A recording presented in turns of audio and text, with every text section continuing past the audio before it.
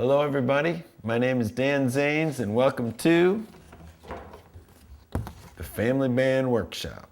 We're back again. This time we're going to get into the basics. I'm hoping that you can find a way to tune your guitar on your own. I'm a terrible teacher when it comes to tuning the guitar. Find a way to tune it and tune in. We're going to learn my 3 favorite chords, G, C, and D. This is the way I think we can do it. I'm going to label each finger, and I'm going to show you a chart for the chord. Pause the lesson and get your hand on there and work it out that way. So we're going to label each finger in the thumb. Let's go for the G chord. Here it is. We're going to do it in a way that I think will benefit you down the road using your 2nd, 3rd, and 4th finger. It's going to be like this.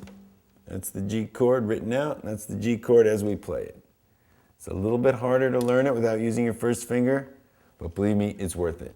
All right? I'm going to show you these chords. Take your time, get your fingers on there, and then we're going to talk about exactly what it means to play the chords and what we do with our right hand once we get our fingers on it. Okay? When you're ready, here's the C chord. We're going to do the full C chord with all 4 fingers. We're going to start out strong here, and it's definitely going to pay off. All right, so get that one down. I'm going to go to the D chord.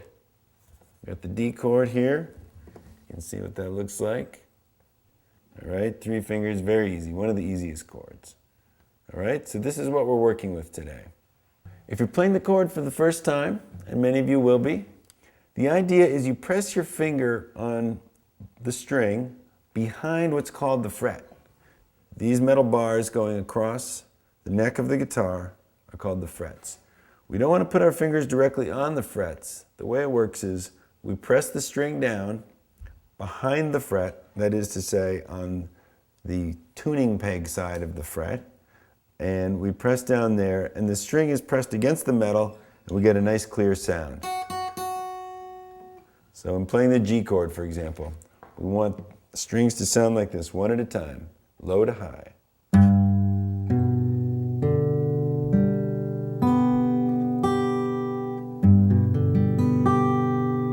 All right, so we're pressing down, we're curling our hands, we're coming down, we're going down, we're not across the strings, which would sound like that.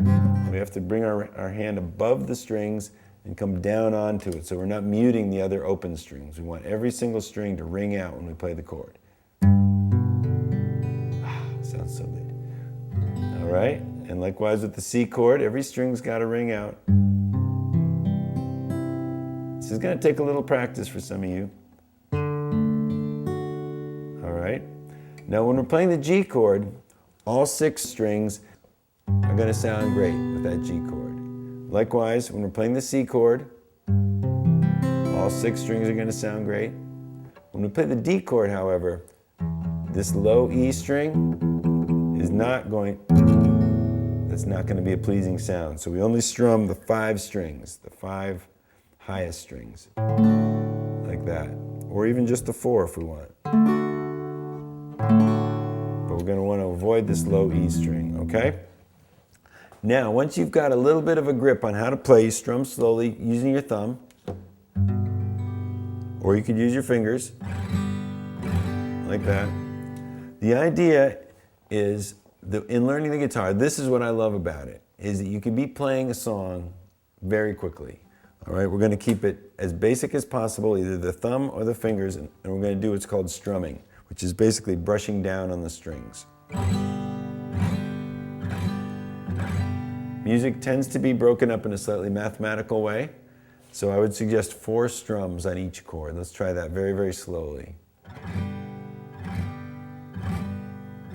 That's the G. Now let's try the C. Let's go to the D.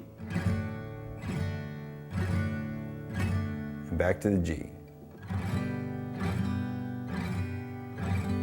All right, there we go. We've got four strums on each. Let's just try that around and around. We'll make it slowly now. We'll give it a little beat, and we'll be playing.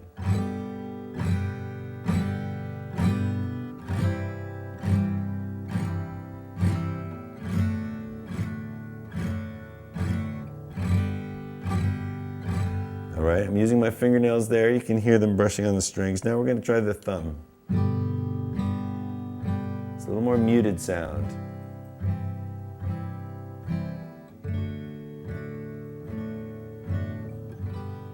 All right, here's a song that you could play almost immediately. As soon as you get these 3 chords, you could play a song called Jamaica Farewell. This is a big hit for Harry Belafonte.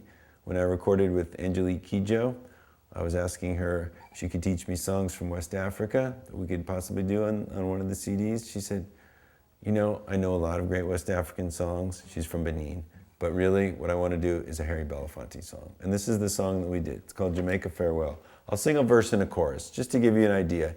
It's going to be 4 strums on the G, 4 strums on the C, 4 strums on the D, and then back to 4 strums on the G. And then the whole thing starts again. That's the entire song from beginning to end. Down the way where the nights are gay and the sun shines daily on the mountain tops, I took a trip on a sailing ship, and when I reached Jamaica I made a stop. But I'm sad to say I'm on my way. Won't be back for many a day. My heart is down, my head is turning around. I had to leave my friends in Kingston town. So that's a little bit of Jamaica Farewell. That's just to show you how easy this is. And for me, the most satisfying thing about learning how to play guitar is that almost within a day or 2 days, if we just get a grip on the left hand, get a grip on these chords, 2 or 3 chords will get you endless amounts of songs. We can be playing songs almost immediately, and which is to say we can be starting our family band. So in other words, if you have never played guitar before, you could, by the end of this week, have your own family band. Thank you for tuning into the basics on the Family Band Workshop. Lyrics and chords to almost all the songs that we've recorded on the Dan Zanes and Friends albums are available at danzanes.com. So you can put your own songbook together. And thank you for joining me. There's going to be many more lessons coming up, and I want to say good luck with your family band.